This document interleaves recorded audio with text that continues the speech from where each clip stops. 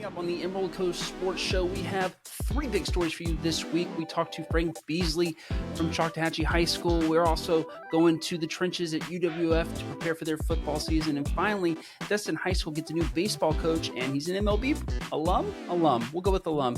We're here right now with me, Christopher Saul, and Gehrig. Coming up.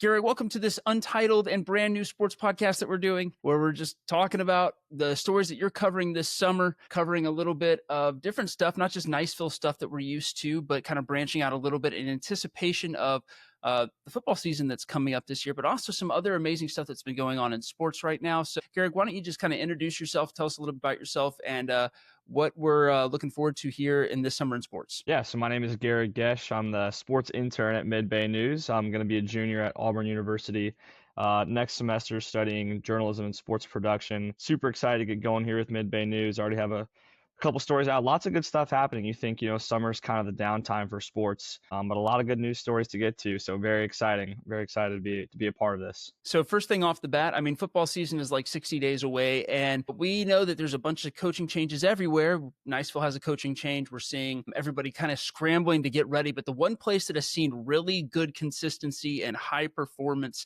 over the last 4 or 5 years has been Choctaw High School. So you ran down to Fort Walton Beach and talked to head coach Frank Beasley about his team. Can you kind of give us a background on where the team was before he got here and how it's doing now? Yeah, so the year prior to Frank Beasley's hire in the 21-22 season, they were 0-8. So he inherited an 0-8 team and a team that was 14-25, if I remember correctly, the previous 4 years. And in his first 2 seasons, he matched that win total of 14. So already just great work by Coach Beasley. And now they have back-to-back regional final appearances. They fell to St. Augustine twice in those regional finals, so that's a tough opponent for them. But he inherited the program from a pretty successful coach, one who had gone to a state semifinal.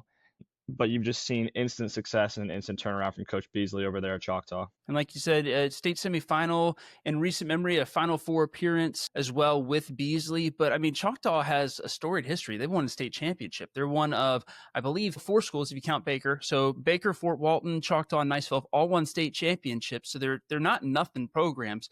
But like you said, they've fallen on hard times. So how did Frank get the turnaround? Well, he told me it was all about the 9th graders, all about that 8th grade class before he came in, and the 9th graders when he got there, the Cole Tabs that you remember, the Evan Malagaries. He said those guys, he watched them play at middle school. He watched that group win a county championship for Meigs Middle School, and he said that's the foundation right there. If I can lean on these guys, if I can get my staff in here to kind of buy into what it is I want to do, and if they can show the younger guys that this is what I want to do, this is going to work, then he thought it's going to work. And he was right almost immediately. He said, you see those guys come in, they're leaders, they're 4-year players for Choctaw, and they bring some of the best success they've had as a program in recent memory. Yeah, and Cole Tab now at Stanford University, getting a little bit of time over there as a freshman, and I believe is he your year? He's a junior now? He is, yep. So, I mean, he's poised to have a breakout year at Stanford. I don't know if they play SMU this year, but I hope not. We're looking forward to that and looking forward to the game between,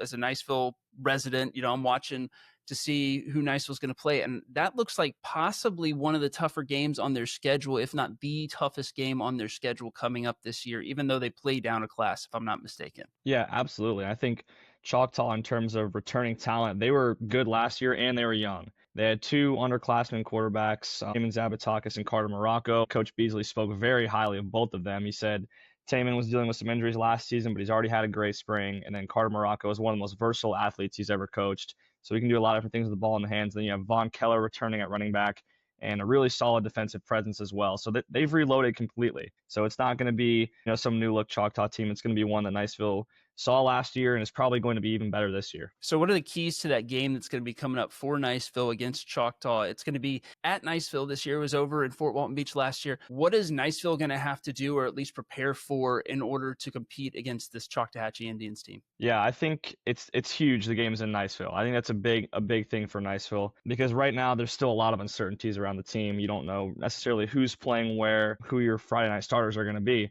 So I think the keys between now and then is really just meshing under this new coach, finding out who your personnel is, who your guys are, who your leaders are on the team. And then I think it's just going to be the point of attack. Offensive line, defensive line is going to be crucial. I know Coach Beasley talked a lot about his keys for this season is going to be his offensive line play. And I think that's for a lot of high schools. You're as good as your offensive line will let you be. And so I think whoever wins the battle of the trenches in that game is going to have a really big advantage in that one. Right on. And so moving on across the bay into a different sport, we have a new head coach of the Destin High baseball team, which has really ramped up its athletics here in the last couple of years. They were able to hold on to their head football coach. They have a new former MLB player as a baseball coach. What's going on with Destin High School more generally? And then let's get into the specifics with this baseball team and its new head coach. Yeah, so Destin High School, this will be their fifth year fielding athletic teams, and this will be their first year as an FHSAA classified team, if you will. I went to that players meeting with Coach Hemond on Tuesday night, and the executive director of Destin High School, Mr. Willie Williams, was there. He was saying that all signs are pointing towards Destin being a 2A school in the fall and then in the spring seasons as well. This will be their first time to compete in really any sort of state competitions. They were independent previously.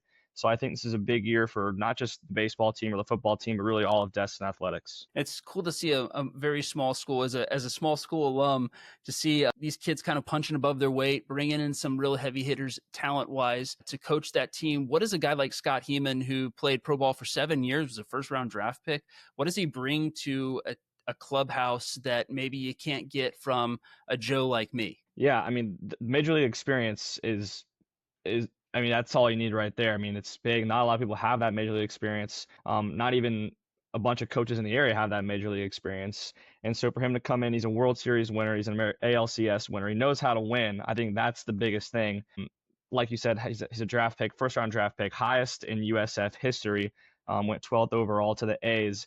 And that's just, you can't, like you said, you can't find that out of just anyone. And so I think that winning experience and that championship major league experience as well is something that is a huge get for Destin, especially with the way their program is trending now. Started, obviously with the new school, you're going to start a little slower, but they're starting to win some games, starting to pick up some slack. These guys who started, as freshmen 4 years ago, they're now seniors. They've played for 4 of the 5 years of Destin High School baseball's existence. So you have those guys, that group, and a really, really good coach. I think you're going to see some good things over at Destin High School. Anything else we need to be looking out for in terms of Destin High School baseball, the kids they got coming back? I know they have 2 guys that were 300 hitters last year. What's the rest of the lineup looking like? Yeah, so it's a lot of lower classmen. When I went to the meeting, it was a lot of lower classmen, a lot of younger guys there. He said, raise your hand if you're a freshman, and probably 5 or 6 or 7 of them raised their hand, and there was probably 18 or 19 total kids there. So they're going to have a young team. But I think another advantage that Coach Hemond brings is he runs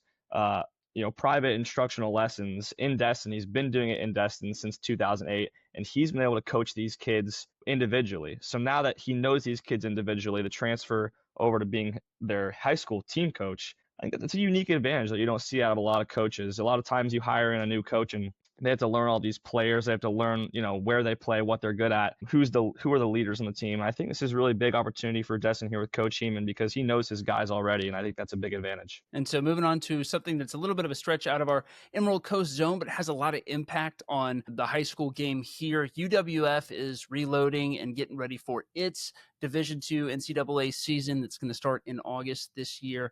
They got 11 guys from area schools around here. What are you expecting from this team this year that I believe came off a 7-3 season just this past year in 2024? Yeah, UWF's a good team. They've won a national championship at their level, and they went 7-3 last year. I think they return a lot of guys as well, and you see 11 area talent, if you want to call them that, and then you have just guys from all over the place. When I was looking at the roster, they got guys from Georgia, Texas, South Florida, a lot of South Florida representation. And then in terms of the guys coming home, it's a lot of transfers this year that are coming in they had previously gone to Northwest Florida schools. They had committed to play football somewhere else, and a lot of guys coming back home to UWF. So I think that's going to be interesting to see, kind of a homecoming for a lot of those players. Any games you got picked out of the hat right now that really pique your interest? Yeah, it's a tough one. There's a player. Sorry, I'm just blanking on his name right now, but he played for, here it is. It's LeBron Baldwin from Tate High School. He had originally committed to play for Mississippi College, the Choctaws over there, and he played UWF last year at Mississippi College. Now coming over to UWF, Mississippi College is back on their schedule this year. That could be a fun one for the Tate High School alum, I think. Very cool. Well, that's all we have for this sports recap for this week.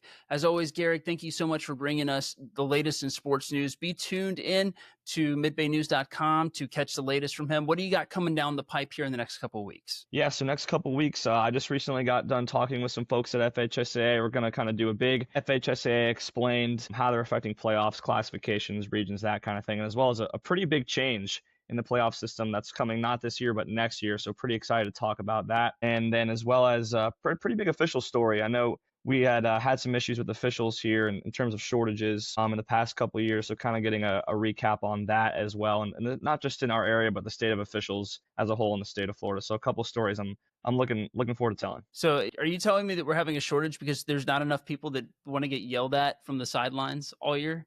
Yeah, it's crazy, isn't it? I wouldn't think that'd be an issue. Wouldn't think that'd be an issue. I personally love getting yelled at by people all the time.